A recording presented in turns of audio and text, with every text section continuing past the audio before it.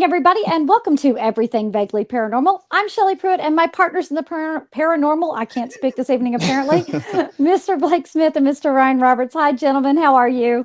Good, man. Words are hard sometimes. They really They are. are, and I was doing just fine until just now. So You did pre-broadcast like flawlessly. I know it's Like just, no I got issues. nervous. Leave me alone. Anyway, tonight I'm going to tell you, I have been so frustrated with tonight's topic. I Really? got on the phone with Ryan. Well, Ryan, I got on the phone with you and I told you that Oh, yeah. I was ready to pull my hair out because this particular topic is extremely difficult to research with any kind of valid timeline and research with any kind of valid information that you Uh-huh. can Okay. say is definitely credible or definitely not credible. Okay. So the way it was, I decided I was going to tell you one person's story. And so tonight, the story I'm going to tell you is of Frank Hansen's story, because he is the person who allegedly found the Minnesota Iceman. So Okay. we are going to be telling it from one person's point of view because that was the easiest way to establish the timeline. And I'm going to tell it based on his story that he told to Saga Magazine. So that Okay. way, we're going to, this is the most complete timeline I can find. If you're going to hear it, let's hear it from the horse's mouth. Right, because there are a lot of moving parts to this story with There like are. everybody telling their own version of this story. So, That's right. yeah. And there are a lot of different theories as to where this actually came from. And actually, in Frank's story, those are explained. So I figured we're going to give you all the conspiracies, we're going to give you all the ideas, but we're going to tell it in a way that's in the timeline that, let's put it this way, that I could understand, that I Hmm. could follow. So hopefully it's Okay. one that you guys can follow too. And do you You know much about this topic? I don't. Um. I'll be honest. No, I don't. I don't know. But I'm also not the cryptid guy. Really, that's just gentlemen right here. That's Yeah. right. Yeah. That's right. I have seen the unsolved mystery story on it, and I may have Mm-hmm. seen the object in person. So. Mm-hmm. Very Oh. much. I know Mhm. nothing, but I do know that you picked one hell of a week to discuss this topic since like the Gulf When it's Coast is cold outside. covered Hmm. in ice and snow right God now. knows. We got about an inch yesterday. I don't know if y'all got anything, but I mean Nope, it we hardly skirted it ever for snows right here. now, but we have a Hmm. chance tonight overnight, but it's a very slight chance. Oh, okay. So I'm kind of hoping for a little bit because if so, I'm working from home. We ain't going to the office on Wednesday. Allegedly, I was boss gonna is say, well, listening. that's because we're in Texas, so I mean it Hmm. like one flurry falls and we're like, oh, shut it all down. Yeah, the state shuts Hmm. down with anything. So let's go ahead and let's get into the Minnesota Iceman if y'all are ready to hear Frank Sounds Hansen's good. story. Let's do it. Absolutely. All righty. So, odd bits of bone and a few stray hairs are sometimes the only pieces of evidence in our maddening search for the existence of creatures like Bigfoot or the Yeti or the abominable snowman. So, the potential of finding a real, complete, and intact body of a genuine cryptid was bound to stir up some excitement. The creature that became known as the Minnesota Iceman was exhibited on the State Fair and Carnival circuit from 1967 to 1969 by a man named Frank Hansen. It was a 6 foot tall, hair covered beast, completely encased in a block of ice. But the origin of the exhibit and the truth of its authenticity has never been completely verified. Now, some of the stories include that the body was found floating in a block of ice off the Siberian coast by a Russian seal hunting vessel. Now, another story says that it was found floating still in a block of ice straight by a Japanese whaling ship. And yet, still another story says that the carcass was discovered in a deep freeze facility in Hong Kong. And Frank Hansen, while exhibiting the beast, did little to clear up rumors of the origin. He would even tell fairgoers that he was only the temporary ward of the body and that it belonged to an undisclosed owner, a California millionaire that allowed him to show it to the world. And it wasn't until 1970 that Frank Hansen finally told the story of how he came to be in possession of potentially one of the most intriguing scientific discoveries that the world might have ever seen and that might never have actually existed. Huh. Now, the official story of the Minnesota Iceman, the one that's the accepted version, is recounted by Frank Hansen in Saga magazine in 1970. And Hansen's story goes as follows.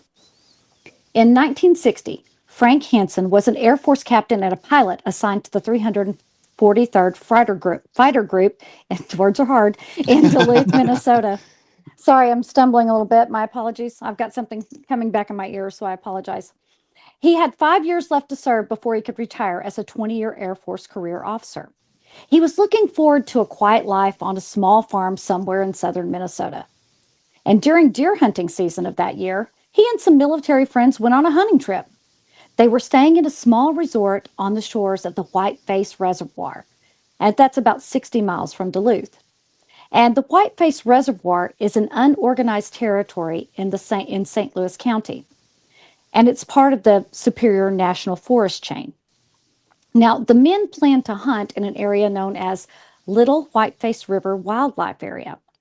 And this area borders the north side of the forest, and it consists of mostly wet, low lands that are difficult to access. So it's kind of a swamp within a forest. Yes. Okay. So it's difficult to get into. It's muddy, it's mucky.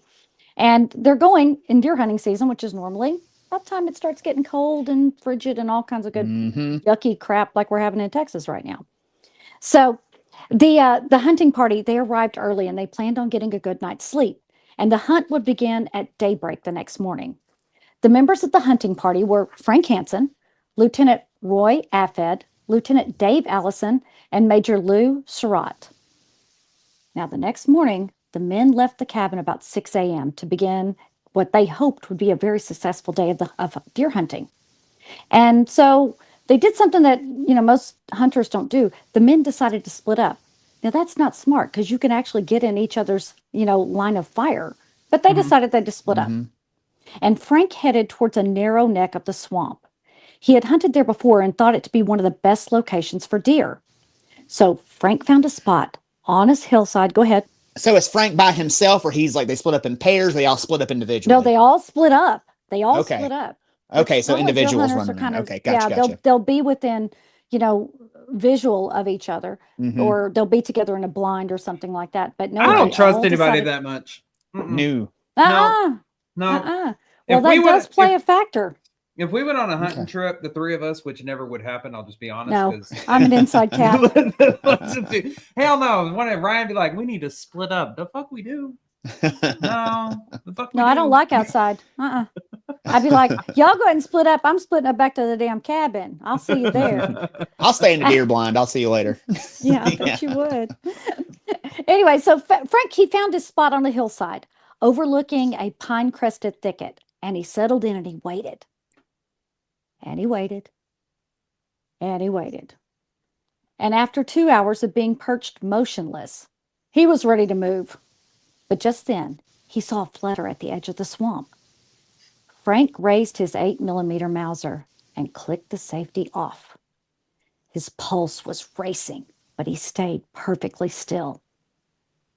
And then he saw her.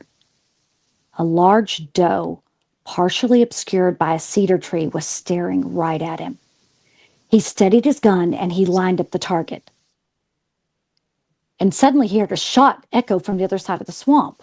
It startled him and the deer, and the doe raced from the thicket and ran straight towards Frank. Now, determined to claim his prize, Frank raised his gun again. The frightened animal then saw Frank, leaped sideways, and turned to run back into the swamp. And just as the doe reached the edge of the trees, Frank fired, and the terrified animal fell to the ground.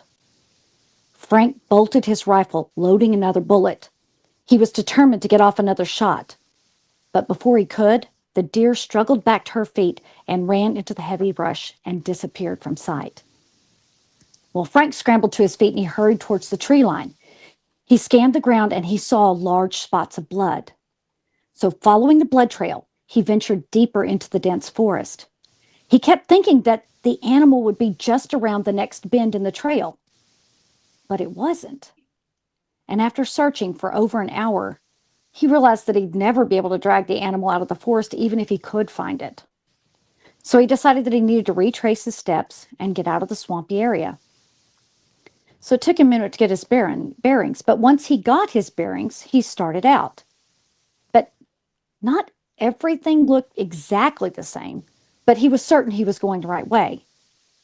And as he stepped over a small cedar log, he heard a strange gurgling sound just ahead of him. Thinking that it might be the deer, he pushed aside the brush and he peered into the small clearing. Clearing were three large creatures. At first, he thought they might be bears, but bears didn't move the way these animals did. Two were hunched over on their knees, making a meal out of the deer that Frank had shot. And the gurgling noises that Frank had heard were the sounds of the creatures as they drank the deer's blood. What? The hell? Now, Nah. yeah. Good thing he's got that gun. In Well, case he's got to now, use it. Hell no. This is mine. Uh-huh. Don't go hunting. Uh-huh. yeah. Now, the third beast was crouched at the edge of the clearing, about 10 feet from Frank. And he could do nothing but stare. He had never seen any animal like these before.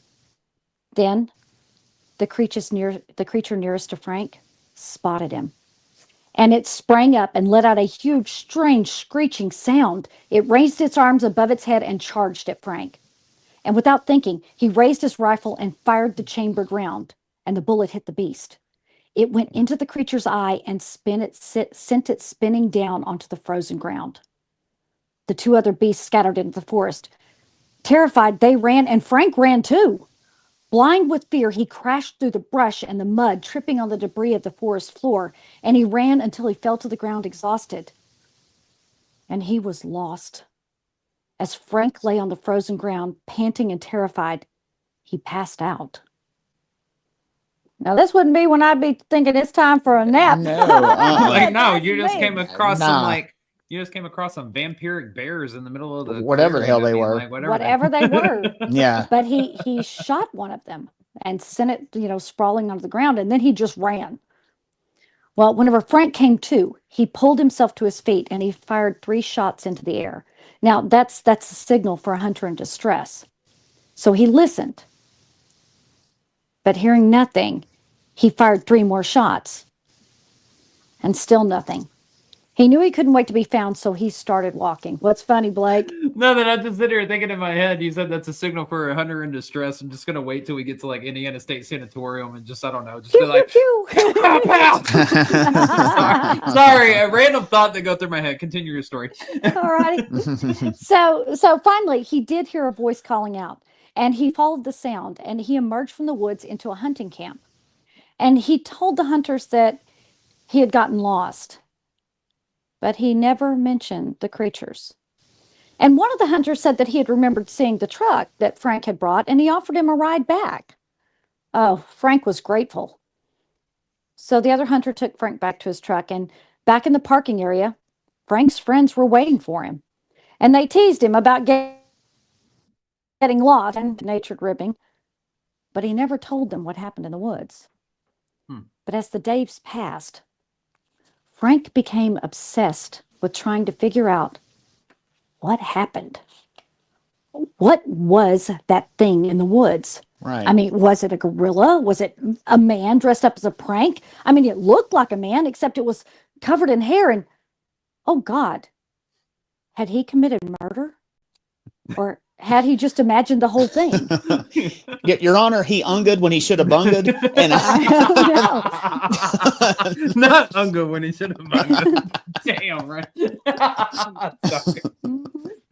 Tickled the shit out of me. All right, sorry. Well, let me tell you, for the next 2 months, the scenario gnawed at him. He had migraines. He couldn't focus on flying or flight instruction. And he knew that he had to go back. And on November 29th, a storm came in and covered the entire area in 5 inches of fresh snow. And he felt confident that he wouldn't get lost this time because he could find his way out by following his own trail through the snow. Sondi, go ahead. But like the snow things look more uniform. How in the hell are you going to get back to where you killed this thing? I mean, I know you can follow your footprints back to the Well, he knows where he parking came lot, out. but He knows where the hunting party camp was that he was driven. They drove Okay. it back to his truck, so okay. he could find that. And it was just basically he just was going to go back and try to find the thing. So on December 2nd, Frank loaded his swamp buggy onto a trailer and he returned to the Whiteface Reservoir. What? I thought you were saying something. Okay. No, I laughed at Swamp Buggy. Oh, okay. We're going to say it a few more times. So get the giggles out now. All right. So he parked his truck in the parking area and unloaded the swamp buggy and began to retrace his route. And he searched for hours and he was about to give up. But then there it was, the body of the creature. It hadn't been his imagination. It was real. And he cautiously bent over the body and carefully brushed away the snow. The body was frozen solid. And as he inspected the corpse, he saw that it was still covered in blood, and the eye that he had shot was missing. Well, this was definitely not a human. It was some kind of freak of nature. But now what? I mean, he couldn't leave the body. What if hunters came across it and summoned the police? What if they investigated and the investigation led back to him? I mean, he couldn't take that risk. He had to move the body. Go ahead. I You want to find say this. something, Ryan? Go I ahead. say I find this incredibly hard to believe because if this is a heavily hunted area, at some point somebody would have come across this while they were hunting. Maybe. And I don't know. Continue with the story. It's in a wildlife refuge area. Refuge area. I don't know Yeah. what I'm saying. Words are hard. Wildlife swear to garbage God. area. Yes, exactly. Refuge. Yeah. So, Right. Anyway, he probably shouldn't have been back there hunting anyway. Probably so not. Maybe not. Mm-hmm. So anyway, he decided he had to move this body. And he pushed and he pulled and he lifted with all of his might, but he couldn't move the beast because it was frozen to the ground. Frank needed tools and a plan. So Frank left the swamp buggy with the body and he trudged back to his truck and he drove back to Duluth. And when he got back to his house, he told his wife, Irene, that the vehicle got stuck and now I got to go back and I got to take a pick and a shovel and a chainsaw and an axe because I got to cut it out. Okay. So he loaded the tools. I know. You need a chainsaw. I gotta take a pick, a chainsaw, and an axe. Yeah. And an axe. Excuse me. I have to go retrieve the body of Captain Caveman. I'll be right back. I don't know. But, his wife was like, okay. And so he loaded the tools and he headed back out to Whiteface. Now, back at the site, Frank chopped the creature free from the frozen earth and he loaded it onto the rear platform of the swamp buggy and he tied it down with cargo straps. He hauled the creature back to his truck and placed it in the back and covered it up with a tarp and drove home. Now, it was almost dark when he returned to his Air Force housing in Duluth. And Frank sat in the truck for a moment trying to figure out exactly what the hell he was going to tell his wife. But gathering all of his courage, he went inside and he explained everything. And then he showed her the body of the beast. Irene became hysterical. They couldn't just leave the body in the truck, but they couldn't bury it either. The ground was frozen solid. And what the hell were they going to do with it? Well, as luck would have it, the Hansons had recently purchased a brand new freezer. And after the children had gone to bed, Frank and Irene removed the meat from the freezer. And in the darkness, they hauled the body out of the truck and into the basement. And the creature had already begun to stink. But the couple managed to hold their breath as they bent the arms and the legs of the corpse and they forced it into the metal box. They secured the lid and covered the freezer with a blanket. They decided it would have to stay there until spring when they could bury it. And with the plan in place, Frank and Irene went back upstairs and went to bed. Oh, sorry. This is a very trusting wife. Right. She just like, what do you know? I got some hot opinions on this. Okay. All right. I mean, that's how... Just need your help moving this really hairy body and putting it in the freezer, please. That's how you know you found the right one, if she's going to help you store a body somewhere. Exactly. That's right. Well, at that point, what choice did she have? Because she's right. You couldn't leave the body in the back of the truck. Yeah. What the hell were they going to do with it? And it was already starting to smell. Ew. Yeah, I don't think Fabrice is going to cover that up. That's just me. So the body sat in the freezer undisturbed for a month. Okay. And Frank went to check on it one day, and he found that it had begun to dehydrate and decay. And with decay came smell. even in a freezer. So, after a brief discussion with Irene, she and Frank decided that it would be best to preserve the corpse in ice. So, they poured 20 gallons of water into the freezer every day until the cadaver was completely encased.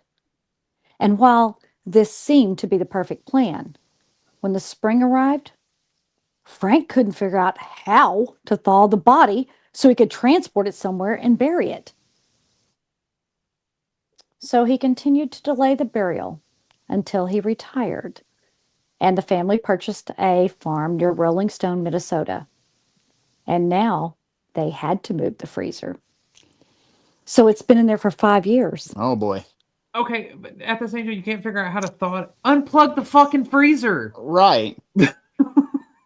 I'm just saying. Right. But then at that point you got like a soupy mess on your hands, because if it thaws out, it's gonna like liquefy and turn into like caveman stew. And I'm sure, what does it say?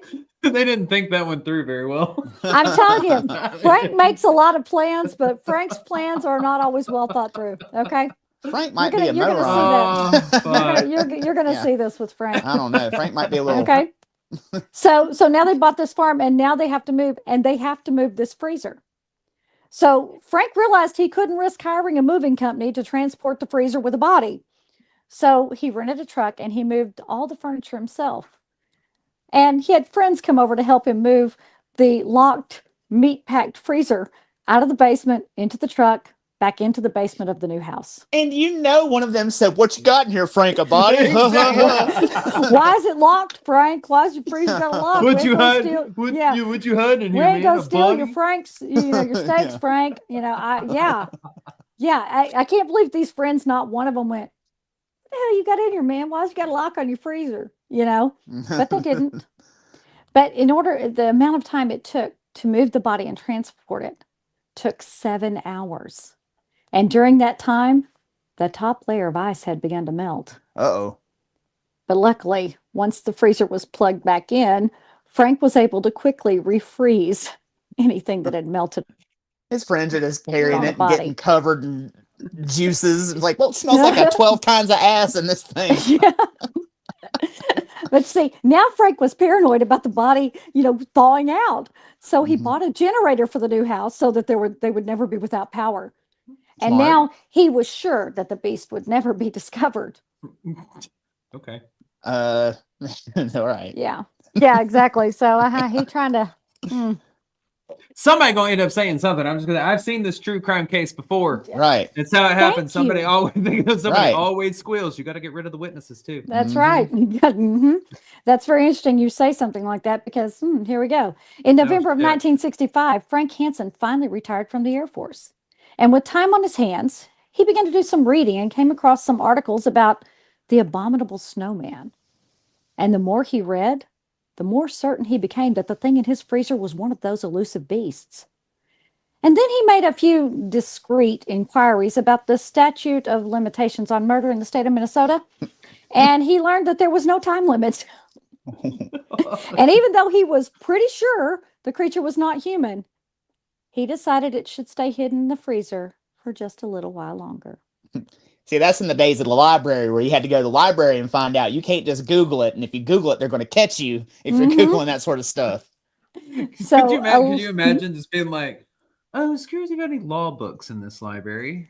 I just have one." Well, he said he made discreet inquiries, which makes me think that he asked a friend, "Hey, any idea what that statute of limitations is murder in Minnesota?" Right. Hypothetically, if I were hunting and I shot someone that I think could be an abominable snowman, am I in trouble? Is there a statute of limitations? Is it cool? Would they just go,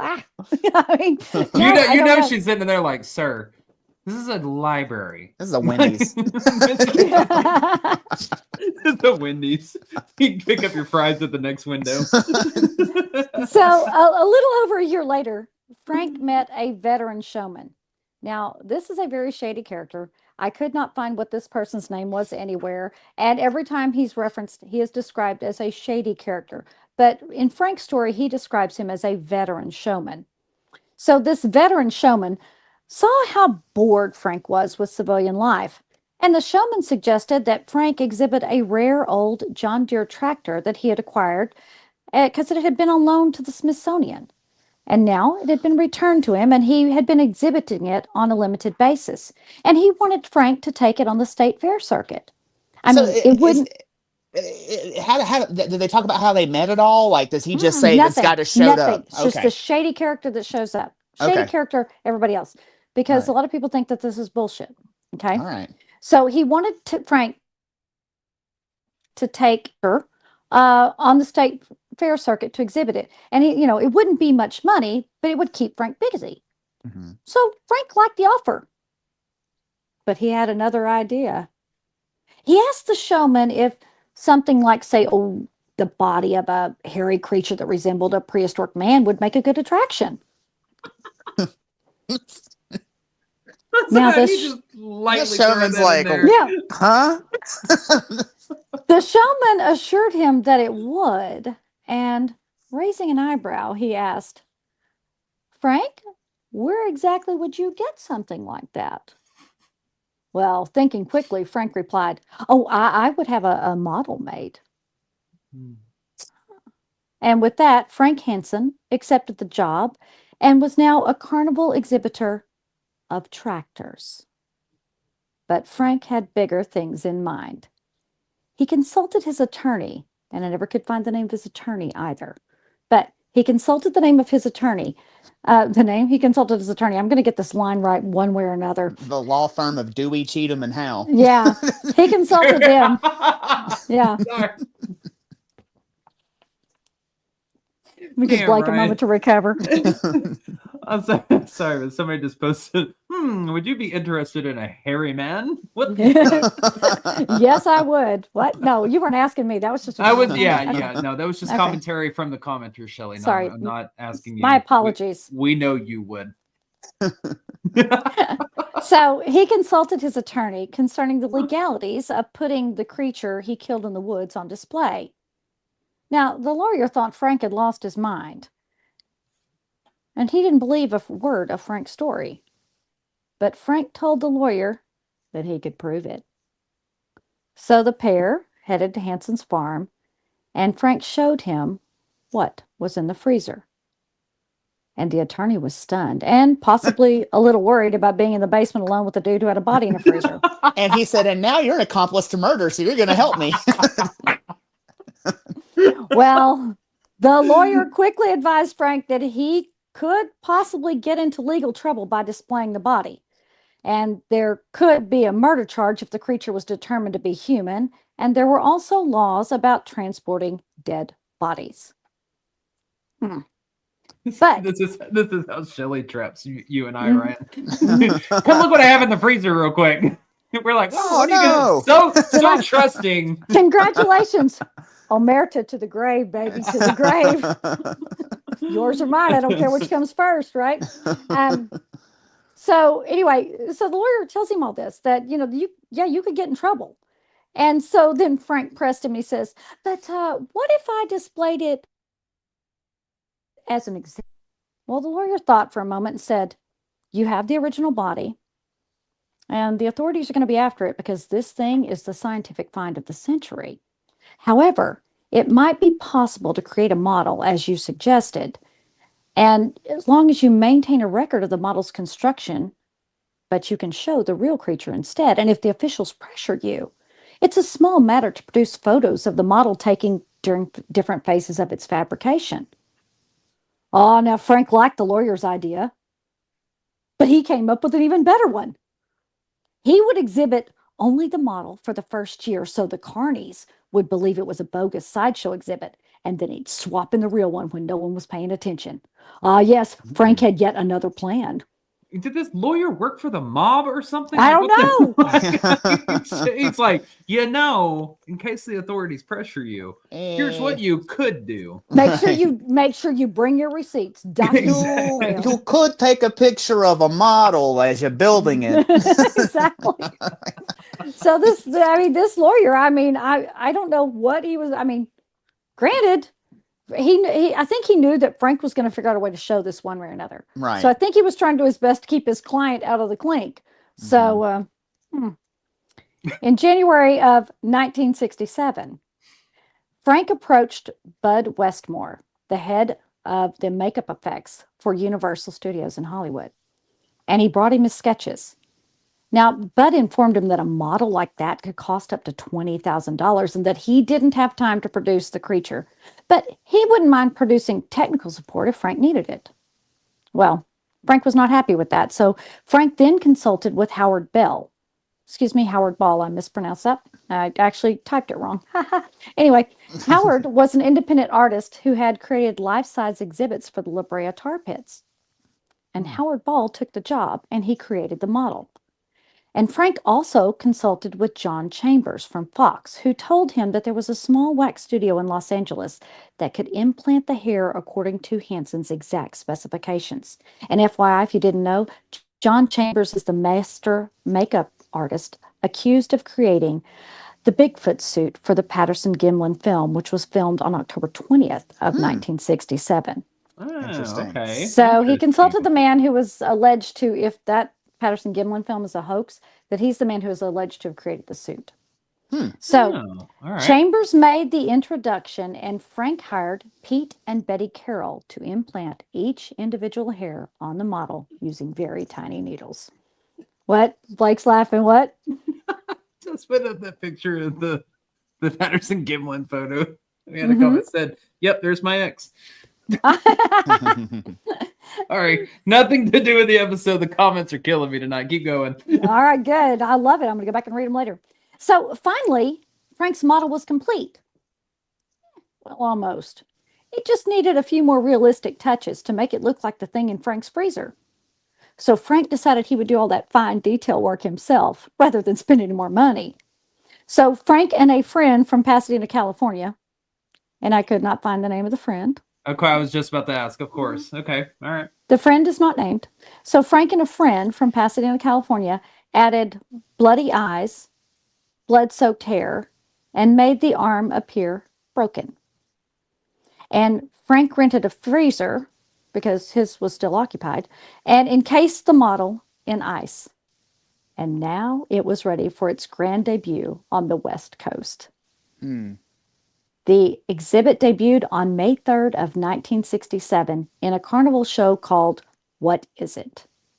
Frank Hansen had created a cover story and was happy to explain to the audience that the creature had been found frozen in the Bering Straits by Japanese fishermen. And he stuck to this story for the next 2 years. The first tour continued until November of 1967 when Hansen closed at the Louisiana State Fair and returned home to Minnesota. By March of 1968, he was sure it was safe to swap the model with the real beast for the upcoming season. Mainly because he had been told by carnival experts that the model was a sensational attraction, but it had too many flaws to fool anyone with any expert knowledge of anatomy. Because, you see, now the word had spread that the exhibit was a fake, and he was sure he was safe to put the real cadaver on display. So Frank got to work unthawing the real body. He cut, now he cut the tendons in the arms and legs and posed them to look like the model. He refroze it, and he was ready to hit the circuit. But the attention to the exhibit suddenly changed. Most of the onlookers had been impressed with the old exhibit, but the real corpse was drawing a very different crowd. Now, doctors, college students, and scientists were coming to examine and photograph this missing link.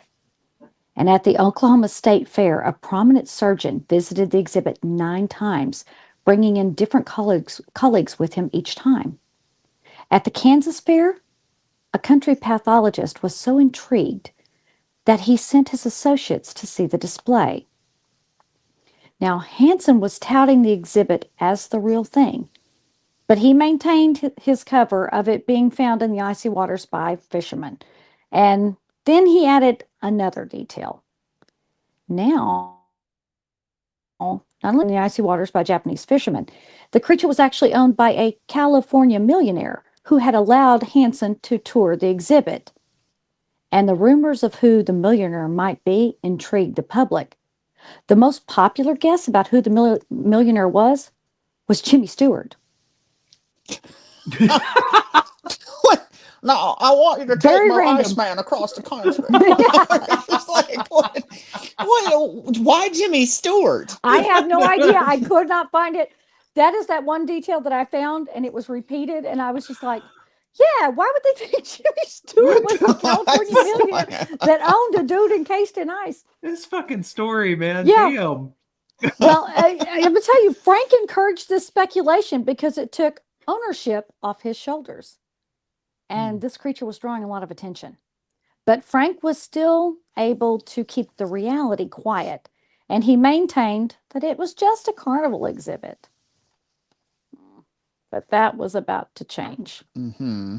In December of 1968, at the Chicago exhibition, a young college student named Terry Cullen paid his 25 cents and entered the hall to see the man left over from the Ice Age. Terry was more than a little intrigued as he strolled past the frozen block of ice that Hansen had secured in a refrigerated glass coffin. This didn't look fake to Terry.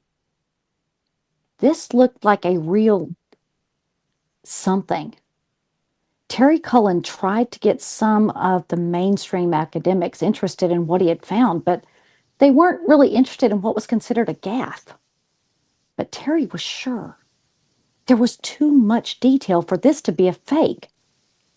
Finally, Cullen contacted famed naturalist and author of a book on the abominable snowman, Ivan T. Sanderson.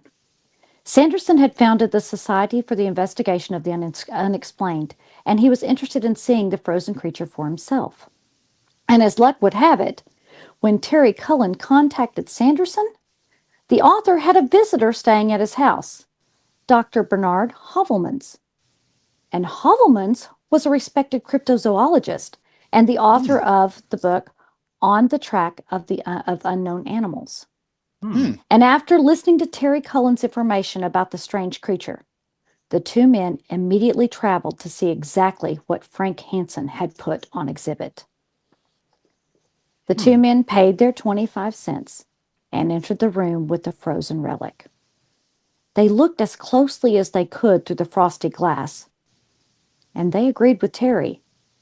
There was something special and very possibly something real about this exhibit.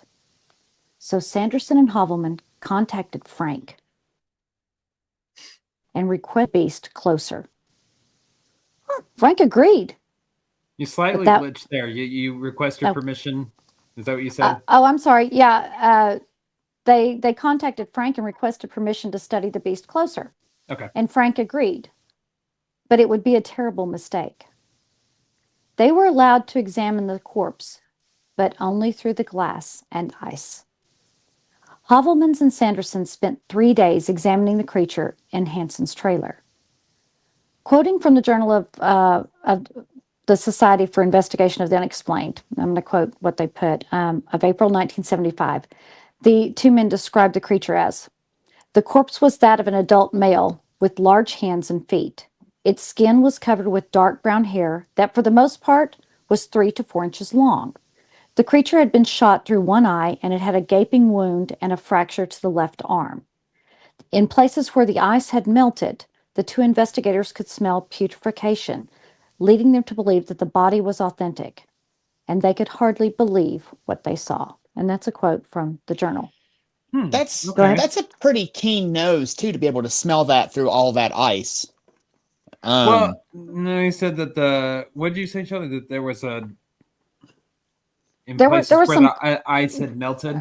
How it had melted and that's right. It did melt and refreeze. You're right. Cracks in it. Yeah. And remember, whenever he froze them, he would put it in 20 gallons at a time. And once that was frozen, so you actually had layers to the size. So that stank is getting pushed up further and further to the surface. It's either getting pushed up or it's seeping out the sides, where because you basically have layers of ice on top. Mm-hmm. So both men, Sanderson and Hovelman, did say that they smelled something on it and even reported it in their scientific journals. So, Both of the men were impressed with the creature, and Sanderson drew sketches of what he believed the Iceman would have looked like if seen clearly, and he did his best to determine the measurements. Yeah, he's not an artist. He did his best to determine the measurements through the glass. Come on, Vogue. Yeah, pretty much. Damn, Ryan. And really, when I went looking, I thought his sketch would have been better than this, but this is his sketch. This is Sanderson's sketch. Okay. I thought maybe this was like a interpretation of his sketch. No, that you see his name is signed on the side. His name is Sanderson's sketch. That's what he drew. Again, he's not an artist, he's a scientist. Right, and he knows what he's doing. Yeah. Yeah. It's actually pretty proportionate for the proportions think are about it. I feel like he's doing the Michael Jackson thing. I don't know what he's doing there, but that's how he was posed in the ice. That's how they saw the creature in the ice. Mm-hmm. And both men described the creature as being covered in blood and noted that it had severe head injuries to the side of the face. Now, Hovelmans would later publish a report on the creature in the February 1969 Bulletin of the Royal Sciences of Belgium. And he called the creature Homo pangonids. I knew I was going to mess that word up. I practiced it like 10 times. And I'm probably still not going to get it right. Pangonids. Yes. Homo pangonids? Pongoides. Okay. Best guess?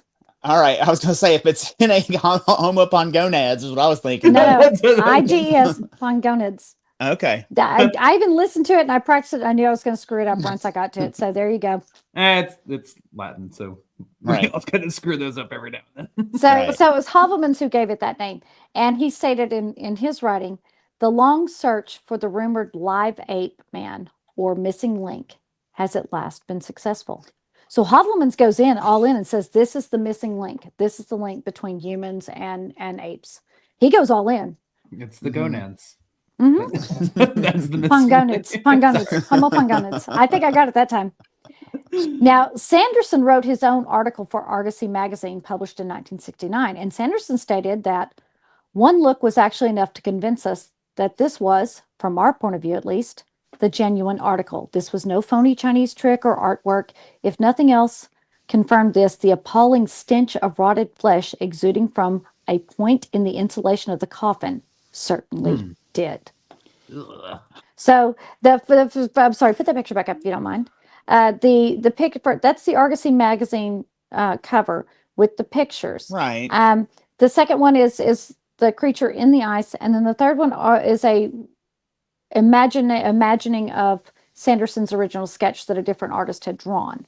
Right. So you have the picture of the creature, the actual creature, and then you have someone else's interpretation of Sanderson's sketch. Wait, so that's what those are. That middle one, is it in the ice? That is what that says, but I don't believe that's in the ice in looking at it. But that's that's really. It looks like it's thought out. Yeah. Yeah. Uh-huh. But so that is what it's supposed to be anyway. That's what the story said that it was. Okay. But it may be in the coffin, keeping it cold, the glass coffin, Right. because it does look like it's being photographed through glass. So. Right. Yeah. I understand them being excited about this and thinking that this could be it, but I think that's a big jump to make all of a sudden. I mean, I understand it's proportional. I understand that they're scientists and they're examining this, but until you can actually put your hands on it, undeniably prove, maybe get a hair sample or something, that's a pretty big jump to make. Yeah. I'm sorry, y'all. There's just more people more focused in the comments about the drawing where you can see his whole fucking package. Hey, apparently that was important in the sketch. I don't know. Now everybody's like, where's his nuts? Where's his gonads at? I'm telling you. I'm sorry. Well, this whole publishing of articles really upset Frank, because neither of the men had told Frank that they planned to publish articles about the Iceman. Mm-hmm. And scrutiny was the last thing Frank Hansen wanted. His problem started with the publication of Hovelman's article, and it escalated when Sanderson's story was published. And to make matters worse, Sanderson was a well-known nature personality that appeared as a guest on a variety of television programs. And when Sanderson was on The Tonight Show, he mentioned the Iceman. Suddenly, newspapers, television shows, and radio stations and magazines from all over the world began trying to verify the existence of the creature. Calls came in daily Both the FBI and the Smithsonian Institute wanted permission to examine the body, and dozens of scientists requested blood and hair samples for testing. But Frank Hansen refused them all. And his refusals only added fuel to the frenzy to figure out exactly what this creature truly was. Hovelmans had stated in his article that it appeared to be that the Let's try again. Rewind. Let's start this sentence over. Hovelmans had stated in his article that it appeared that the creature had been shot, and the newspapers ran with that detail. They began to speculate that perhaps law enforcement should investigate exactly how Frank Hansen had obtained the body and determine if it was in fact real. An article in the Detroit Press stated, if the body is that of a human being, there is a question of who shot him and whether any crime has been committed. And with that, the body of the Iceman disappeared. Dun, dun, dun. Now the exhibition still continued. This would be the moment that Keith Morrison would be like, or did it? Tell me why. Mm-hmm. You know I love Keith Morrison. I know, that's why I'm referencing him. Well, the exhibition still continued, but now the model was in its place. Mm-hmm. Primatologist John Napier was asked by Sanderson to help examine the creature. And when Napier learned Hansen had commissioned a creation from the West Coast Company, he concluded that there was no original creature, and the latex rubber replica was the only one that existed. So just because he said, well, there's been one that's been made, so there's no way there's a real one. Why would you create a fake one if you have a real one? And so Napier just dismisses it, just on the fact that Hansen had a model made. Right. And Frank Hansen, he kept quiet as investigators went to work tracking down the Hollywood makeup artist that had created the fake. And when questioned, Frank would say that the body had been returned to the possession of the mysterious California millionaire, and that no further examinations were going to be allowed. Hansen would say that the body had been returned on advice of his attorney, and that his lawyer had told him that he should substitute the model for the real thing and take a long vacation. Frank, I want my monkey back.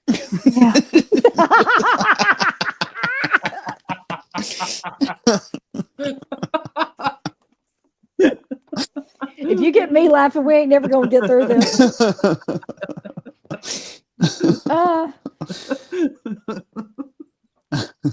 Sorry. Go ahead. Hell, I'm trying. Okay. So the actual corpse was now hidden away from the Midwest, and the model was refrozen and put on display in its place. Now, debunkers quickly assured everyone that the exhibit had always been a fake. But Terry Cullen and Dr. Bernard Hovelman would never waver in their belief that it was something real. Photographs that were taken at the exhibit in 1969 show at least 15 technical differences between the original that was studied by Sanderson and Hovelmans and the replacement. There's the model, there's the original. They don't look anything the same. No. And Terry Cullens to this day is still convinced of the Iceman's authenticity. And in addition to the smell noted by the investigators, Cullen had also noticed that he had seen small bits of plant matter in the teeth and the skin that had been shed by lice in the flesh. These are things that only a scientist would have noted and would have been beyond the detail of a carny hoax. So was the Minnesota Iceman real? If it was just a hoax, why would Frank Hansen Muppet Show, sorry, a little Freudian slip there.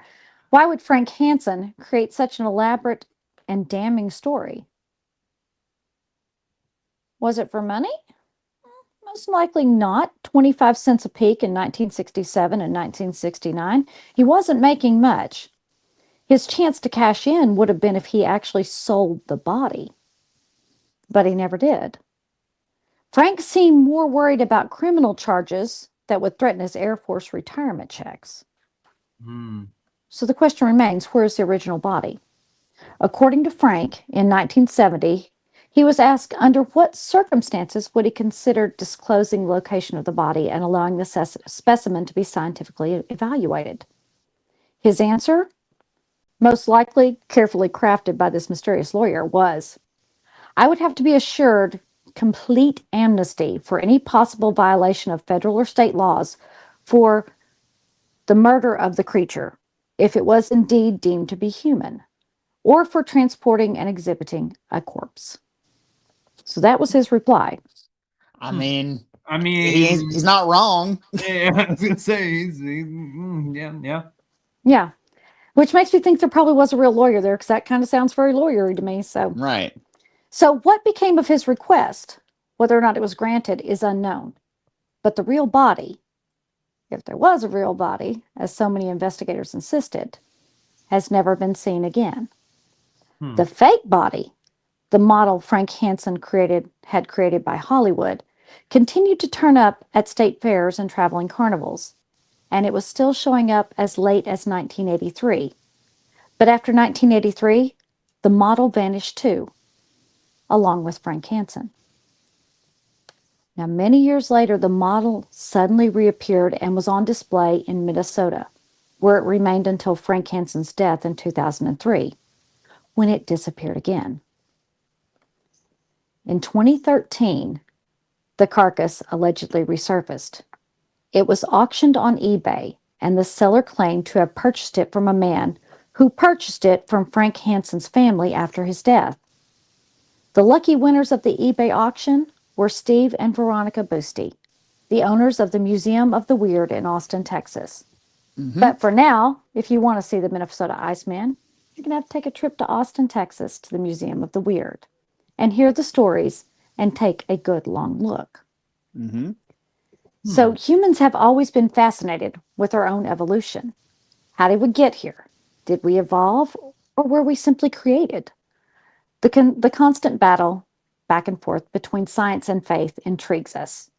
And when there's a chance that we might find a clue, we'll chase that lead until there is nothing left to investigate. But what if there is? What if the true missing link in the chain of human evolution is hidden somewhere in the swampy forests of Minnesota? Frank Hansen's account of his encounter with the Minnesota Iceman could have happened, but it could also be an elaborate hoax. This is truly one of the strangest and most detailed accounts of an interaction with a cryptid, and the cryptozoologists are still scratching their heads. Frank Hansen could have cleared up the speculation by simply producing the body, and his refusal only leads to more questions. And Frank most certainly subscribed to the theory of no body, no crime. So will we ever know the truth? Most likely not. But that doesn't stop us from searching. The missing link, the missing puzzle piece, and the proof is out there, if we only dare to look. Interesting. Now, I have seen the Minnesota Iceman at the Austin Museum of the Weird. Now, the Museum of the Weird is really cool. Like, it's got all kinds of sideshow stuff. Like, it's got like a Fiji mermaid. It's got two-headed cows. It's super cool. It's got all kinds of cool stuff. And when you go in there, and before they show you the Iceman, they show you the Unsolved Mystery episode, and they talk about it. Now, he does not like you to take pictures of it. He's like, yeah, you're not supposed to take pictures. No, you can look at it as long as you want. Which, interestingly enough, was something that Frank Hansen didn't like either. After the first couple of people took pictures, he stopped people from taking pictures. Right. And he was very litigious of people printing pictures that they had taken if he had not given them express permission. So there are very few pictures of Frank Hansen's actual Iceman. So now, I stood there and I looked at it for a long time, and it is under a layer of ice as you're looking at it, and it's kind of distorted. You can't really get, you can get a somewhat good look at it, but you can't get a very clear view of it. Yeah, from what you're looking at, because it's under that ice and like the it's distorted because of the ice over the top. But I asked, and I was like, well, you know, if this disappeared, how did you guys come upon it? And one of the people who was a tour guide said that he got it from a private collector. And the man who bought it from the man who had bought it from a friend of the family that put it on eBay. And he doesn't like people to take pictures of it because even though they have it, they don't necessarily advertise a whole lot that they have it. And it's just one of those things you kind of, it's like kind of a bonus when you go and check it out, you know. So, but it's really cool. If you ever get a chance to go to the Museum of Weird, I highly recommend it. So, Okay. So yeah, I got a real hot opinion on this. Okay. I'm, and again, the opinions stated by me are only my own, not those of EVP. I think it's very possible that Frank Hansen. Did anybody else think it was a little too easy for him to cut tendons and shove things into a freezer? Did anybody else find that weird? Because I'm like going, That's Frank what I was Hansen thinking. sounds like he's a serial killer. Well, with no medical knowledge, how does he know where to cut tendons and stuff? And you know. why was he very concerned about statutes of limitations on murder? Now, I do indeed think it might be possible because, you know, people go missing in the woods every year. I think it's very possible that Frank could have messed up and actually shot a person and not a deer, because he does say that he heard a shot ring out from the other side of the swamp. And then in quick succession, he fires a shot at a deer. I wonder if it's possible that he could have inadvertently shot a human and the human had gone missing, and perhaps he had contracted someone to make it look like an animal in order to cover up his own mistake. Well, there are stories of feral humans that are out in the wild. People talk about them, like encountering them in the Appalachian Mountains all the time. And I know Minnesota's far, but I mean, there could be feral humans out there as well. So he very well could have accidentally shot someone that he deemed to be funny looking or different, you know, when he came across them drinking the deer's blood or something. So, well, I mean, that was my first thing, especially with this picture. Where was the last one? Especially with that one, like. The first thing that comes to mind is like feral human with hypertrichosis. You know, a human with hypertrichosis. Just an what am I trying to say? Overstimulated. Right. Of growing hair all over the body. Yeah. To me, that's what that almost kind of looks like, especially if you go back and look at like our Petrus Gonzalez episode that we did, 2 or 3 years ago now. Some of those look very similar to Petrus Gonzalez's case. Yeah, that was the story of the real life Beauty and the Beast. Yeah, the little kid who had hypertrichosis, right? Yeah, and so that's what it looked like me. So I mean, he honestly could have just screwed up, right? You know. And the fact that he was constantly inquiring about, you know, what's statute of limitations on murder. I want to make sure that I'm not prosecuted if this turns out to, if this happens to be a human, dude. I'm pretty sure I would know the difference if I shot some kind of weird creature or if I shot a human being. I mean, maybe not, but here's the first thing I would do. I would freaking tell somebody, go, y'all got to get over here. Don't know what the hell happened. I need help. He should have reported it immediately to absolve himself from getting in trouble instead of going back, chiseling the body out of the ground and moving it and then stuffing it in his freezer, because that's an admission of guilt if I've ever seen it. Yes. Why would you feel the need to hide it? Why, with that, whenever he happened upon the hunting party, would he have not said anything? I would have been like, I got lost. Something chased me. Please come back here. I shot it. I don't know what it is. That would be my thought. That would be what I would do. Well, actually, I would probably say, y'all go find it because I'm going to sit in the truck because I don't like nature. Now I remember why. But yeah, it seems, but then again, the question becomes, why would he tell a story that implicates him so heavily if it isn't true? Why would you pretty much put yourself in the position where where you basically stay all along that you have done this? You have made a point to transport it. You have made the point to put it in the freezer. You've made that you've made a point to conceal it until you start exhibiting it for 8 years. Well, when did he do this interview in the magazine? 1970, 10 years after the body was found. Okay, and this is before the body disappeared, right? This is before like the actual body itself disappeared? The body disappeared whenever the FBI started looking to it in 69. Okay, 69. So at this point, he's hauling the model around the country. What better way to build more mystique and drive more people to show up to the carnivals to see the model of the body that he has? So I think maybe that's why he implicates himself so heavily, because like, hey, look at the man that shot the Iceman. Would you admit to shooting something that might be a human being? No, but I'm also not in the carnival sideshow circuit that's trying to draw mystique to a somewhat maybe real, maybe not real thing. But whenever he first started, he made a point to say it was a model, that it was a fake. And then when the real one came on, You see, he never had to put the real one on display. He never had to. It was his own hubris. It was on his own arrogance. His Right. own, I have something and it's my Right. secret. And he didn't have to. And then he does.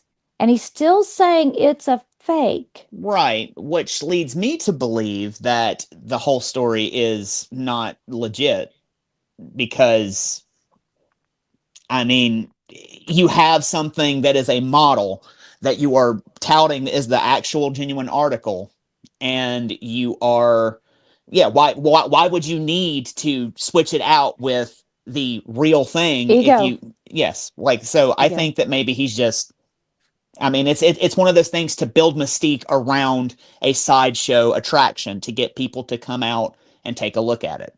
That's what I think. I think that's basically all it boils down to, is some type of gaffe. I don't think that Right. His story has, this is just my opinion of it, his story has way too many freaking holes Right. in it. Like, who's the friend? Who's the lawyer? Why did these things Mhm. not why did these people not have names? Everything that could be so easily Verified? manipulated to a point to where Right. you could easily fake something like that. If he's already talking about, oh, I know this person, I got to contact this person to make a model of this thing, he's telling you, this is what I Mhm. did. Mhm. That's paper trail. But what I'm Yes. saying is, like, this is what I did. So he's kind of almost admitting that it's a fake, because he's like, oh, I reached Mhm. out to this person, had a model made. Right. When that model could have been the real one, real Mhm. quote unquote one. It's easy to fake decaying skin. Just go kill something and chop a foot off and put it in the fur and let it decompose and let that. Right. Serial killer, stop. Well, too, I and mean, if, I'm just saying, you know, it's like, too, also, if you Chopping are the a foot off of lawyer, nothing, you're crazy. if you are a lawyer and you were shown something that could incriminate your client like that, like when it comes to like a dead body, allegedly, I haven't said yes. allegedly yet. Sorry, I said allegedly on all this.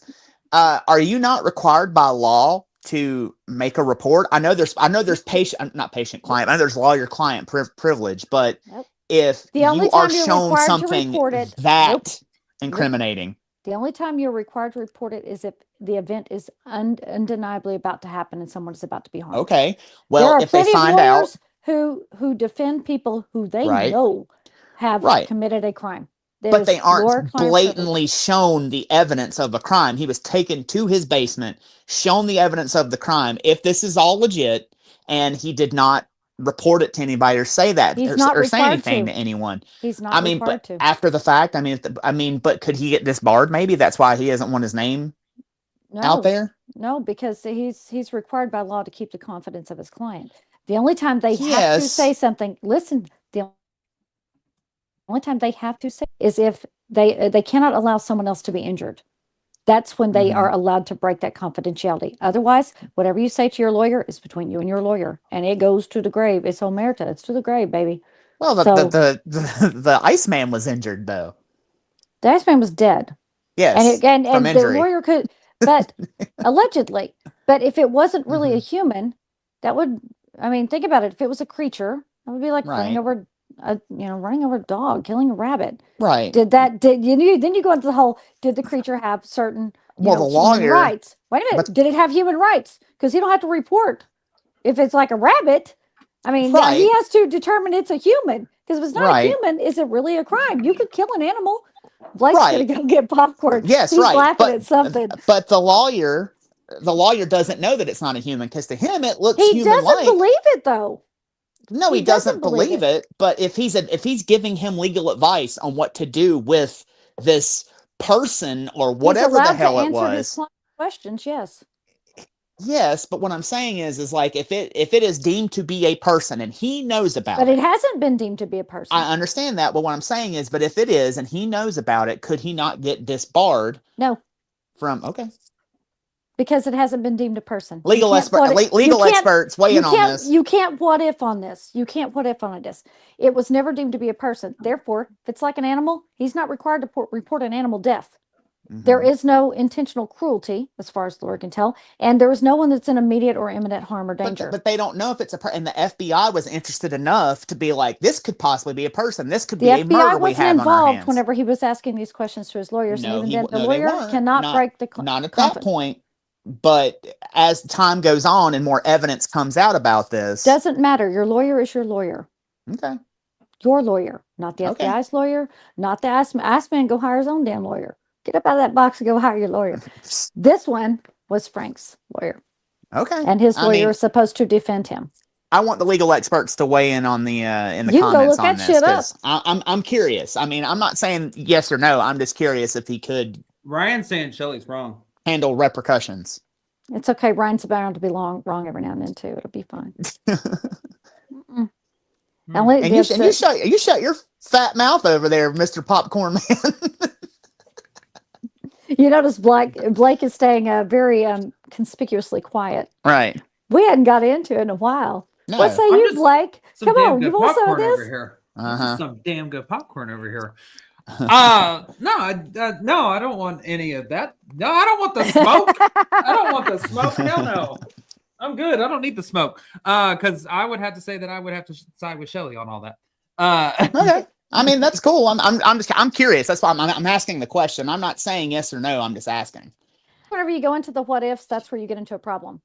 Because a lawyer. We go into what ifs all the time. What are you talking about? But you're talking legal, so we have to go with fact based.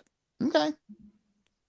I agree with that, but I'm just curious, like what the limitations and what the there is no limitation on the statute of murder in Minnesota. He found that out. Yeah, I'm saying, but on the lawyer himself, like on Frank, yes, but what are the statutes on the lawyer? That's what I'm curious about. To defend his client to the best of his ability. Yeah. Okay. Go ahead, Blake. We keep asking you what your opinion is, and we keep getting into the argument further. Go ahead. Just the overall. Yeah, give me your overall opinion on this. I think it's a total fake. From A to Z? Just from A to Z. Yeah. I think it's a total fake from A to Z. I don't know. I mean, there's too many holes in the story. The friends' names, the lawyers, all that stuff, which I understand. Let's protect the innocent or whatever, and blah blah blah. I get that whole point of it, but I don't know. This is a very well thought out story. Right. A lot of detail. Yeah. From a showman. Yeah. Mm-hmm. A lot of detail from a showman. Very creative person to but create a model. He was an he's a career Air Force military pilot. Mm-hmm. So, trained observer? Yes. That turned showman because he was bored. Yeah. Mm-hmm. Which means he's got a great eye to detail to tell somebody how to make that model. Absolutely. Mm-hmm. Sure does. You're absolutely right. Thanks for proving my case on that. That's what I'm saying. I'm agreeing with you. He's very smart. It should have been the Minnesota Mothman, right? He probably could have made it with wings and made it fly. He probably could have. No, I don't know. Like, I mean, I have a theory out there about different cryptids and creatures and stuff like that, that I think that as we push further into their habitat, that's why we're coming across them more often and having more sightings of them, Bigfoots and, Bigfoots. We have that question every time. Bigfoot. Yeah. I like big feet just because it sounds better, personally. But anyways, this one, I don't know. I gotta say no. There's just too many questions in the air about it. There's not enough factual, truthful sounding information for me. Mm-hmm. If you're not gonna give me a name of one single person that's involved, like, especially after all this time, if there's not one single name that has come out at all, I don't know. I think he made a really good model from the get-go, came up with a cockamamie story that was a wonderful story to get people out to the show. And I think for the decaying flesh thing, I'm sorry it took me 168 episodes to come out as a serial killer to tell you what I would do. But I would go find some decaying flesh somewhere. I would not cut somebody's foot off or anything like that. Just go find a dead deer or something and shove some of that skin down in there in the frozen block and just let it, keep thawing and unthawing. You'll have that rancid smell in no time. Well, he needs the rancid smell.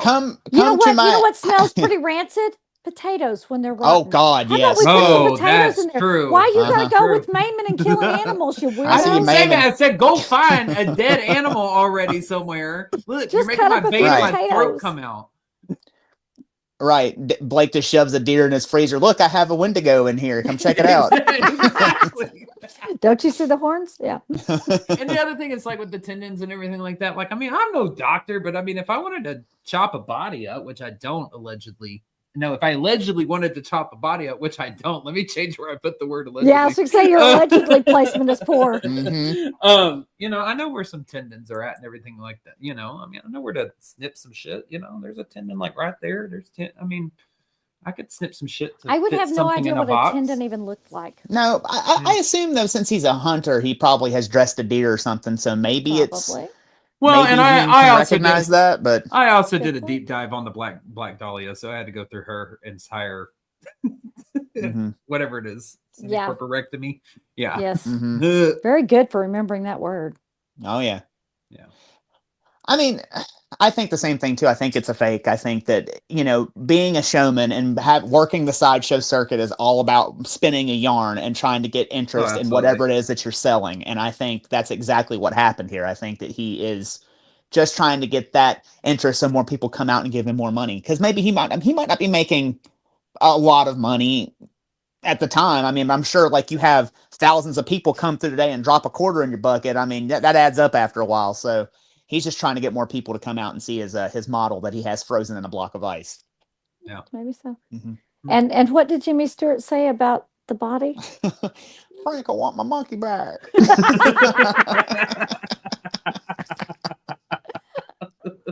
That is hilarious. That's great. I'm going to have to go with. I think he did shoot something out in those woods. Mm-hmm. I think he potentially did shoot a real person. I think that's the only reason those kind of details would be seared in his brain. And I think that he potentially realized whenever he actually shot them that he had made a terrible mistake, which was why he went in for the cover up. And I think he had no idea what to do with it. So I'm going to say that he shot something. What it was, I don't know. I think he has the potential to be a serial killer. Whacking things up and freezing them in his freezer and leaving it locked in the basement, locked in the freezer in the basement. That worries me about Frank Hansen. But I don't believe that he ever actually exhibited the real body. So I think that was truly just the story that was told to sell tickets. I think he probably just. Well, huh? I was going to say, I think he probably did actually bury that body somewhere when he was able. But I think that he thought that it was a good enough story that he could say it was a missing link. And so he built a model and he displayed that. We just had a comment come in from somebody. I'm not going to ask questions and I'm not going to put it up on the screen. Okay. But they said, I do know what the difference, that there is a distinct difference between a dead animal carcass and a dead human body. It is very different. I'm not going to ask questions about how you know that. They might be a mortician. I was going to say, maybe a doctor. Yeah. Mm-hmm. Yeah. That's interesting. So, but anyway, I think that what he exhibited was probably a hoax. However, Terry Cullen to this day still maintains.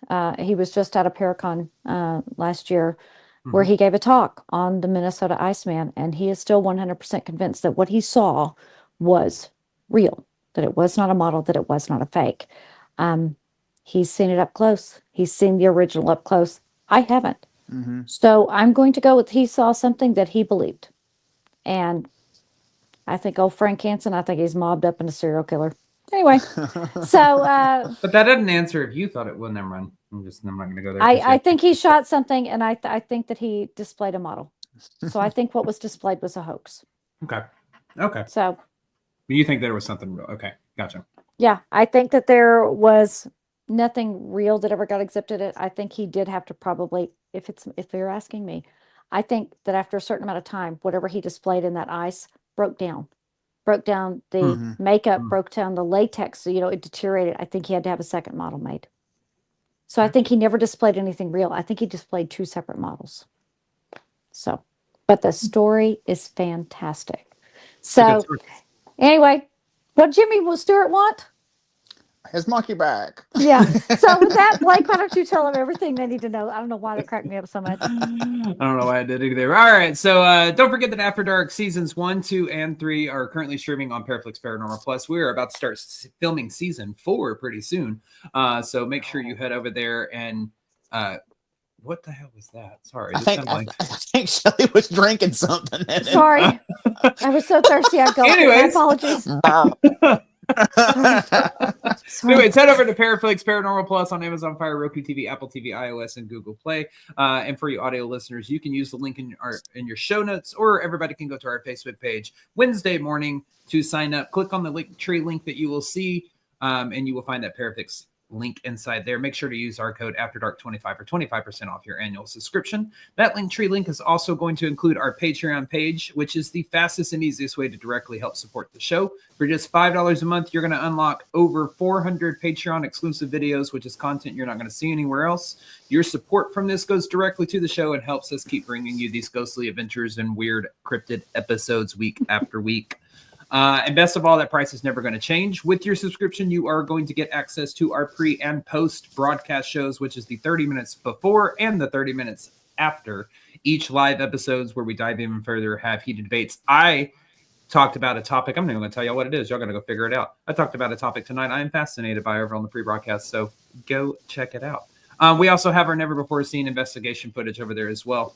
If you want to see a good old dirty SS method, head over there and check that out. We do offer a 7-day free trial so you can see what you're getting into and see if you really want to become part of the EVP family before fully joining and committing. So consider carefully. One of us. One of us. Well, make sure to follow us on all those social media channels as well. Within that Linktree link, just click the icons at the very top or search everything Vaguely Paranormal on whatever platform you are searching for or on or anyways, look for the green sound wave. And to you audio listeners, remember you can catch us live on video every Tuesday at 8 p.m. on Facebook and YouTube. So we want to thank you all for your support. Every like, comment, share, and download helps to keep these adventures going as well. So make sure you tell your family and friends about us and have them join you to watch this crazy, kooky group of trio. Anyways, if you have a story, comment, or anything you'd like to share with us, those can be sent to the evppod@gmail.com. That's THEEVPPOD@gmail.com. Go like, share, and subscribe to that YouTube page. So we want to thank you guys for joining us tonight on Everything Vaguely Paranormal.